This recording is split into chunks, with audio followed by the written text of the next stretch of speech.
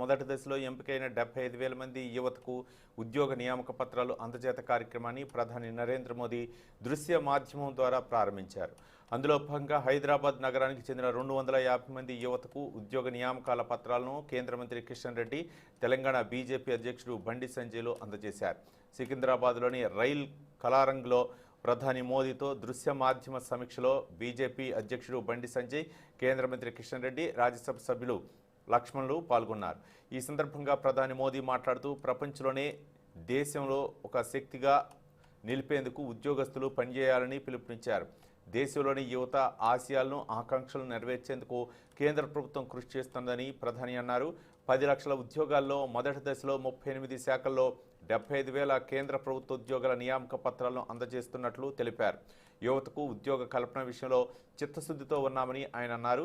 కేంద్ర మంత్రి కిషన్ రెడ్డి మాట్లాడుతూ భారత ప్రభుత్వంలో నూతన శకంలో ఉద్యోగ నియామక పత్రాలు అందుకుంటున్న వారికి అభినందనలు తెలిపారు. 5 ట్రిలియన్ ఎకనామీ లక్ష్యంగా ముందుకు సాగుతున్నామని, దేశం అన్ని రంగాల్లో వేగంగా దూసుకెళ్తున్నదని ఆయన చెప్పారు.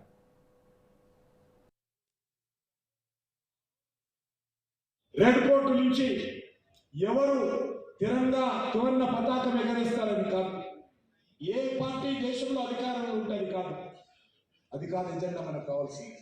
ఎవరు ఎగరేసినా, ఏ ప్రధానమంత్రి దేశంలో ఉన్నా, ఏ పార్టీ అధికారంలో ఉన్నా 2047 లోపల మన దేశము అభివృద్ధి చెందిన దేశంగా, మన దేశము ప్రపంచంలో ఒక శక్తిశాలి దేశంగా, ప్రపంచంలో భారతదేశము ఒక విశ్వగురు స్థానంలో వెళ్ళే విధంగా మనమందరము కలిసిమెలిసి పనిచేయాలని చెప్పుకుంటా ఉన్నాం.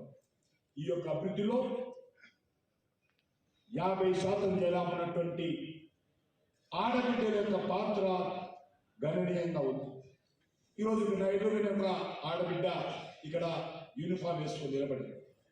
ఇక్కడే కాదు, ఈరోజు బంగ్లాదేశ్ బార్డర్లో చూసిన, ఈరోజు మయన్మార్ బార్డర్లో చూసిన, ఈరోజు మనం పాకిస్తాన్ బార్డర్లో చూసిన, ఈరోజు నేపాల్ బార్డర్కి వెళ్ళినా, నేను గతంలో హోమ్ మినిస్టర్లో ఉన్నాను. ఎముకలు కొరికే చలిలో 50 డిగ్రీల వేడిలో AK-47 తుపాకులు భుజాన వేసుకొని